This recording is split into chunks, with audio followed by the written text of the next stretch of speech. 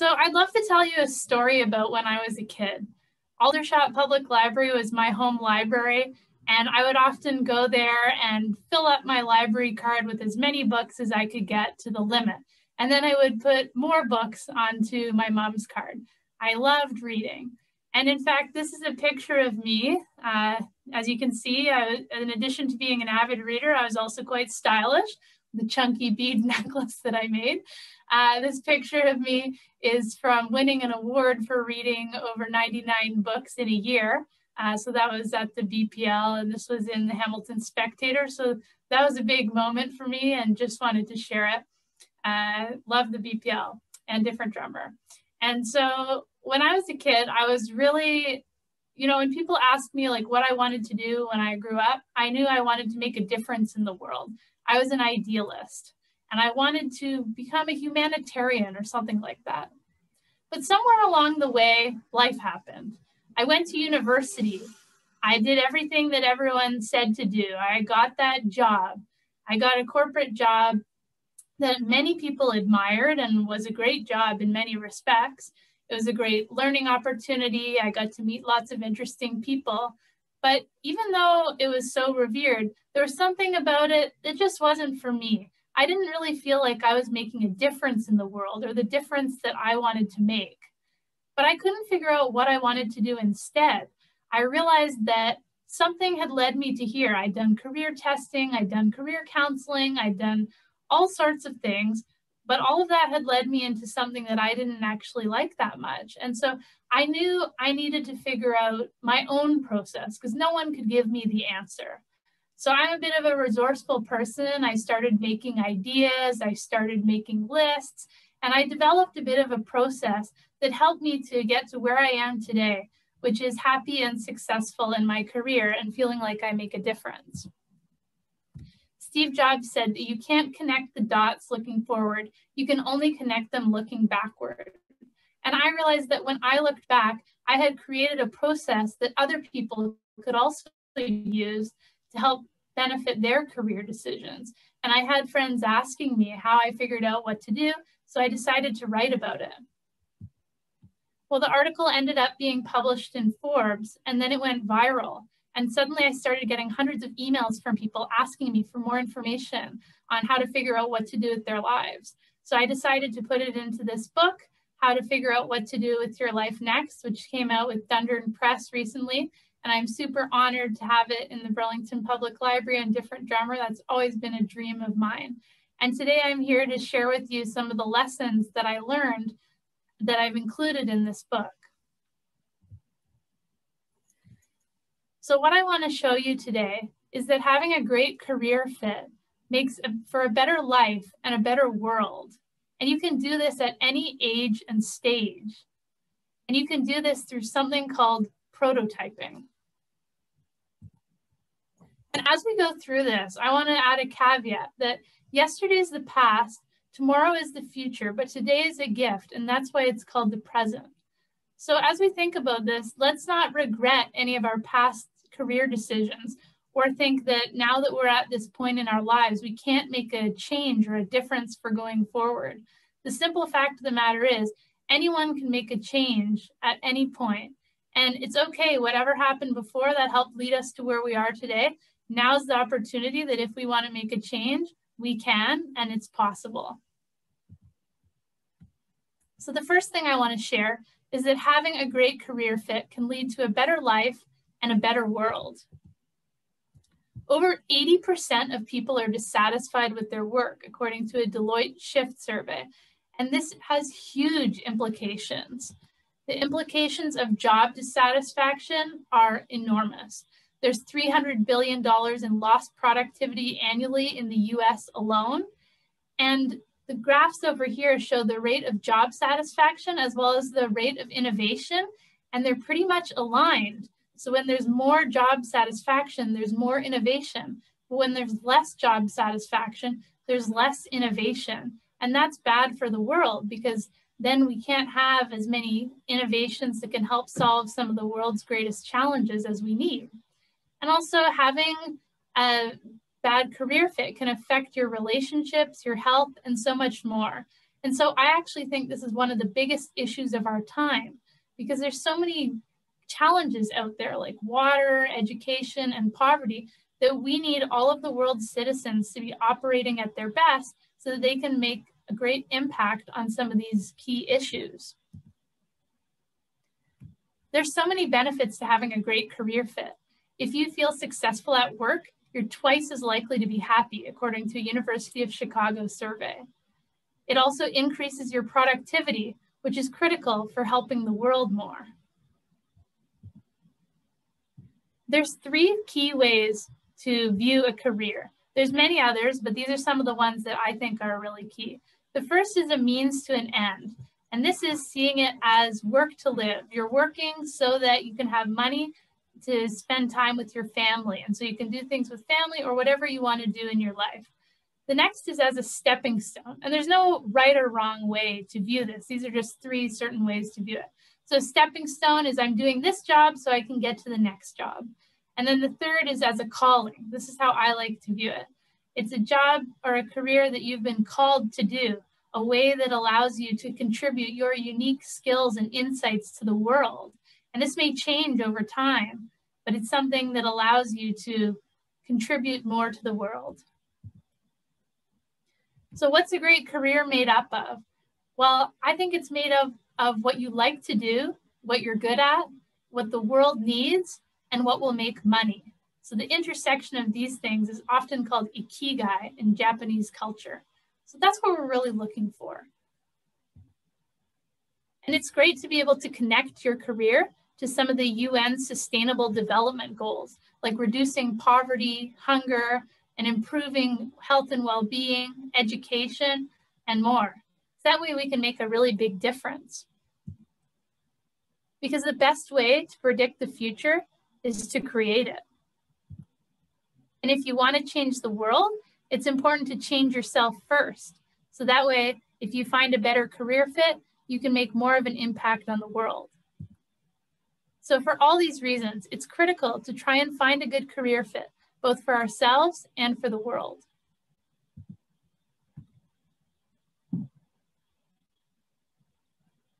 The next thing I'd like to share is that finding a great career is possible at any age and any stage.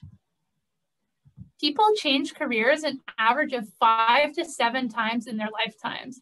It used to be the case that people had one job, one career for their whole life, and that was that.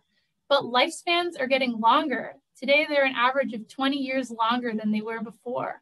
And so it's not unheard of for someone to make a career change at age 71. And it's predicted that lifespans will continue to get longer and people will change careers even more times during their lifetimes. So it's perfectly normal. And people have succeeded at any age and stage. For example, Colonel Sanders franchised his business at age 62, and that's what enabled Kentucky Fried Chicken, as we all know and love it. Louise Bourgeois was featured in the MoMA for her first time at age 71 with her amazing sculptures. And Millard Kaufman published his first novel at age 90. So success is possible at any age and any stage.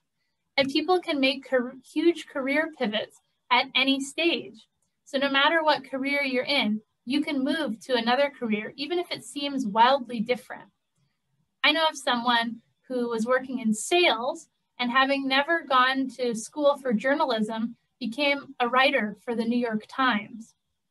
A friend of mine used to be an actress, and she found that she wasn't getting as many gigs as she was hoping for.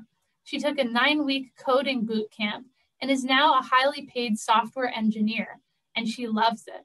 And someone else I know of was a lawyer and then opened a series of dance studios. Now she continues to do some law work on the side, doing immigration law work for new immigrants, but she's completely transformed her life.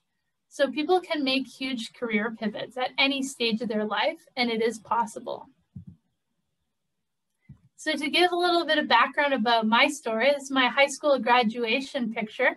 I was ready to enter the world, become a humanitarian. I decided to go to business school to try and build some business skills that I could contribute to my humanitarian lifestyle.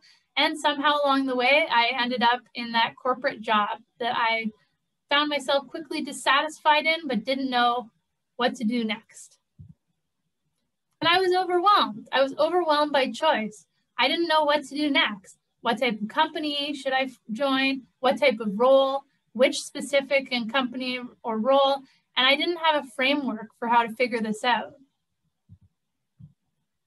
So what happened was I was actually the finalist in this competition to shadow a prominent angel investor in Silicon Valley. And that was kind of the impetus for me to quit my job, fly to Silicon Valley. I'd heard cool things about the startups there, Stanford, investors, entrepreneurs. I thought maybe I'll find something there that I like. My plan was to cold email people and reach out to them and ask them if they'd be willing to meet with me to share how they figured out what to do with their lives in hopes that it might help me figure out what to do with my life.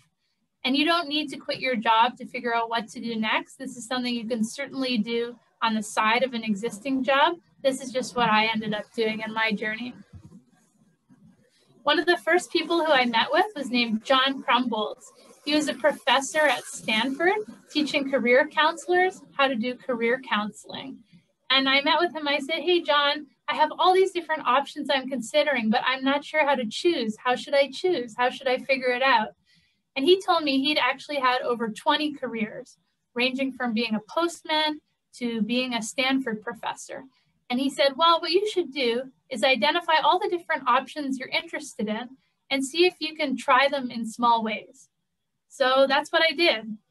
I ended up reaching out to people and companies that I was able to meet with, shadow with, or visit to help me learn more about different options I was considering. I was able to shadow the CEO of Kiva for a day, shadow at the Stanford Design School, also met with the founders of Airbnb and Square, shadowed at Ashoka and Causes, visited Google, and also did a program at Singularity University. And this might sound crazy, like, how can you reach out to these people you don't know and they're willing to meet with you? I didn't have that much behind my name at the time. It turned out that people are just willing to give back and they're willing to help out. And I share more in the book about how to do outreach like this. And it's amazing because people are willing to share their story and to help people of any age to figure out what they want to do next. And one of the things I did during this time was I was selected for a program based at NASA called Singularity University. And while I was in that program, they asked us to identify which of the global grand challenges we wanted to focus on. Was it water, energy, environment, or education, or another one? And around that time, I came across a quote from Nelson Mandela that said, education is the most powerful weapon that we can use to change the world. And I realized that perhaps if I was able to make an impact on education, I might be able to level up all of those other problem areas in the world. And so I was able to go from being dissatisfied to finding a career that I'm very satisfied in now, that I'm going to tell you about more later. And in fact, there's this concept of a portfolio of careers where you don't just need to find one career. It can be multiple careers at the same time. There's many people that are doing that these days. And that's what I have transitioned to. So it's possible to find a great career at any age and stage. And you can find a great career through something called prototyping. So looking back, I created a new semi-scientific approach to decision-making that applies principles and ideas from the quantified self movement, lean methodology, design thinking, as well as the Stanford Design School, the maker movement, and amazing companies, founders, and investors. And you can apply these principles and ideas to big decisions in life, like choosing which new role or extracurricular you might want to pursue, or school. And the whole idea is to try before you buy. So instead of, for example, going to law school for 4 years and investing 4 years of time and money to become a lawyer, and then finding out on your first day of working in a law office that you don't like it, this is a way to try and figure that out before making huge investments of time, to spend a day at a lawyer's office before making the call to go to law school, for example, to see if it's something you might want to do or not. So I'm going to tell you more about it. And as we go through it, keep in mind that this is a recipe. This is my recipe, but you can make your own recipe. You don't have to do all the things that I did. You don't have to quit your job. There's people who do this on the side, and you can make it your own. You can develop your own process for how to figure out what you want to do next. So the first step is to understand current research. So whenever I'm making a decision about something, I try and figure out, okay, what are the key books or the key pieces of research that I want to read to inform myself about how other people make decisions in this area. So these are some of my favorite books in this area of career decision making, and there's others out there as well. So it's really good to know what other people are thinking about on the topic to help inform your own process and what that might be. The second step is to get to know yourself better. Now you might be saying, I already know myself. I live with myself every day. What more is there to know? But do you know things like what your purpose is, what your core values are, or your mission? It's totally okay if you don't, but that might be something that you want to consider before choosing your next career step. Because again, this isn't a spray and pray approach where we're just applying for any jobs and hoping that we get one and then just choosing based on what we get. This is a much more targeted approach where we're taking a deep inventory of ourselves, getting to know ourselves better, figuring out what we want, and then being able to make a more targeted approach and application to the company or position we want so that we have the best chance of success. On the screen, I've included some great ways that I use to get to know myself, including journaling, meditation, and so forth. But there's others that you might know of as well or find out about. And in the book, I include a list of questions to help you get to know yourself better as well. Okay, and then after that, the next step is to, figure out your different options. So you can brainstorm all the different ideas of careers that you might want to consider and make a list of options that you might like. This could include careers with assumptions like, I'm not sure if I can do this, because you can test these assumptions later. The whole idea is to keep everything broad at the moment. You don't need to necessarily figure out a specific company here. This is just a brainstorm. So we're throwing everything at the wall.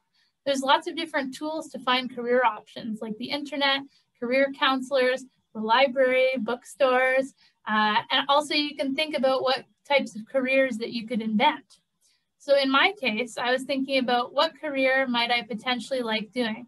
My options that I selected, there were 6. Join a startup, start a startup, work at a nonprofit, start a nonprofit, do venture capital, or do international development work. So those were the 6 that I was considering. You may have more, you may have less. It's all good either way. Then the next step is to narrow it down a bit. So to cross out careers that you can't do because of practical limitations or that you won't do, like you're morally against them or you don't want to move. And then to identify careers that you might not be able to do based on assumptions. And you can cross-reference your Know Thyself results and narrow your options based on that. For example, how many hours you're looking for, what sort of pay you're looking for. So in my case, I added an assumption to venture capital because I didn't know whether or not I was qualified at that time to get a job in venture capital. So instead of ruling it out based on that uncertainty, I just added an assumption to it that I wanted to check. And I also ruled out international development work because it was too far from my family. I didn't want to be away from them, so I ruled that out. The next step is actually an iterative design process and a series of sub-steps. It's knowing your list of options, then identifying ways to try them out and test them, measuring the experiences, and then narrowing down your list of options to then potentially try the cycle again and again until you find what you think is your top choices. So here you want to define your list of current options. So in my case, I had those 6, and now I narrowed it down to 5 with that removing international development work and keeping the assumption next to venture capital. So those were my options. And from there, it's all about identifying how you can try each of your options out in small ways through something I like to call minimum viable commitments.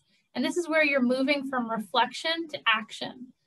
In startup world, minimum viable product is where it's the minimum viable product or service to get the customer their desired result.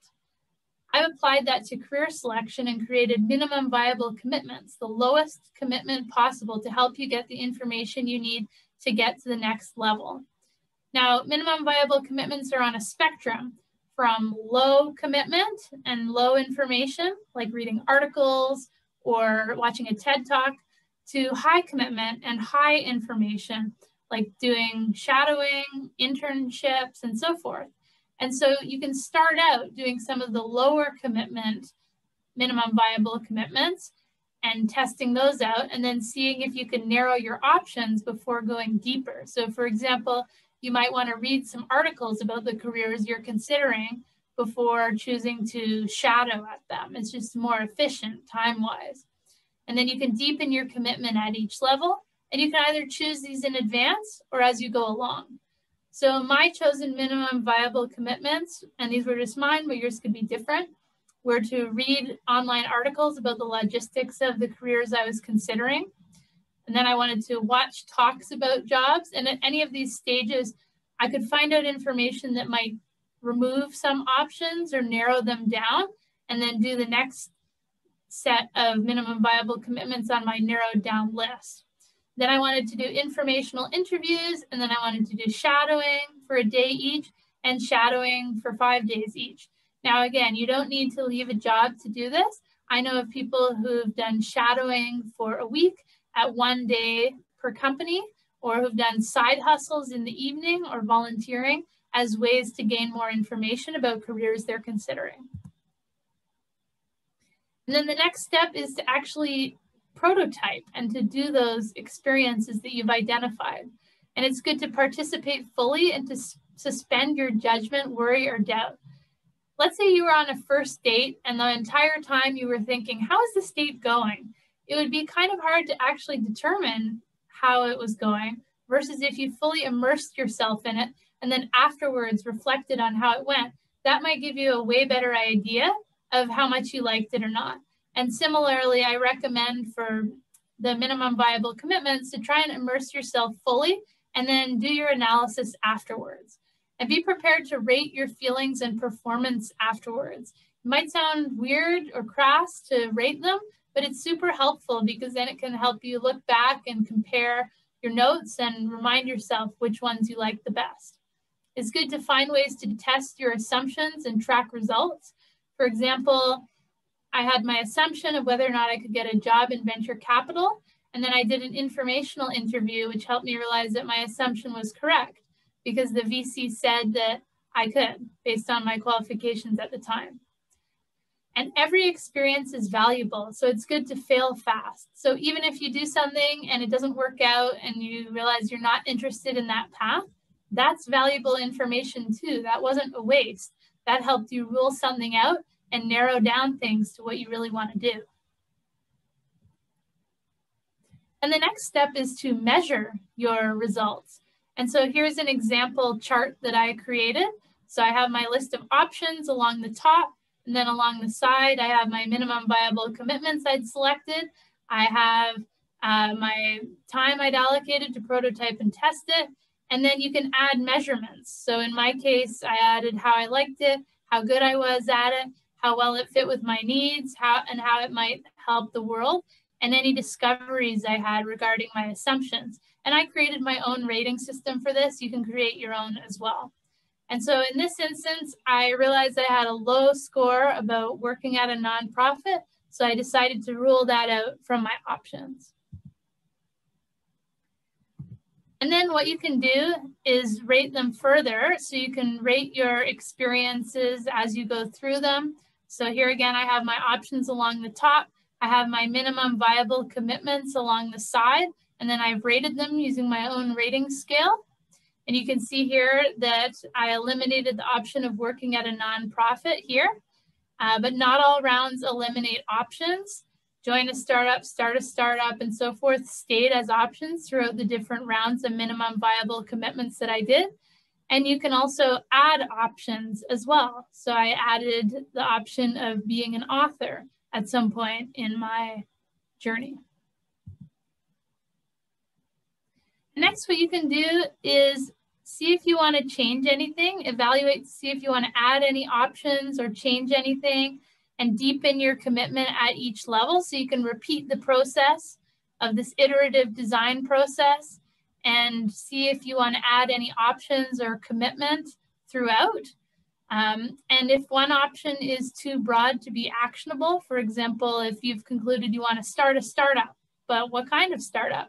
You can repeat step 4 to narrow it down. For example, you could identify, here's the different types of startups that I might be interested in, and then you can prototype them, like figure out ways to try them out and repeat that cycle again. And repeat this until you've reached your top 3 options, which in my case were to join a startup, start a startup, or become an author.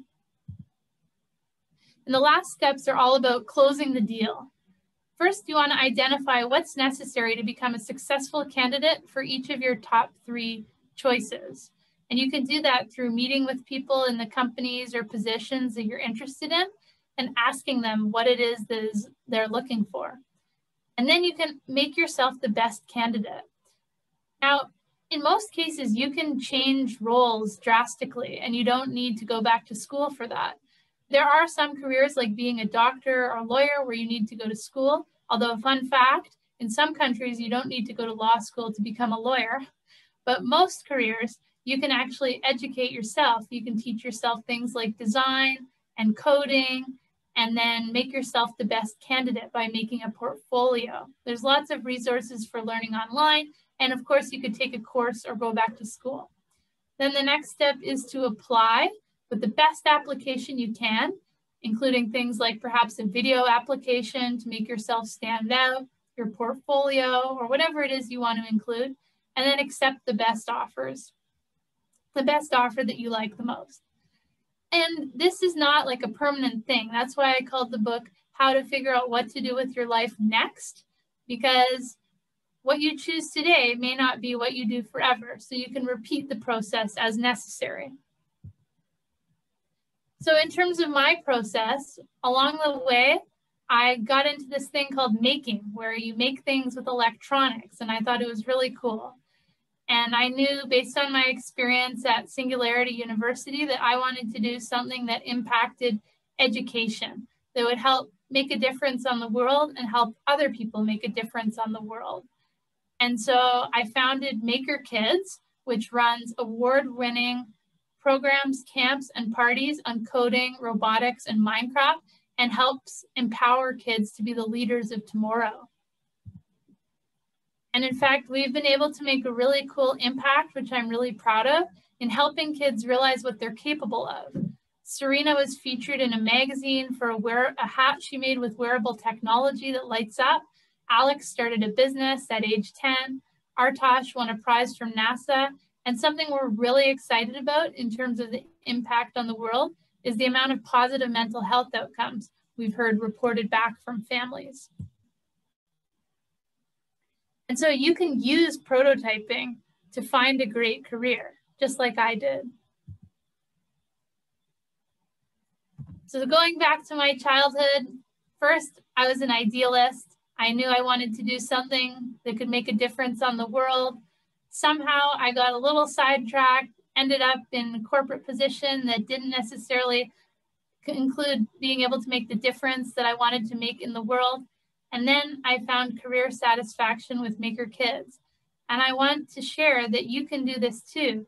You can find a career that you're satisfied with. Finding a great career fit will drastically impact your life and has the possibility to drastically change the world.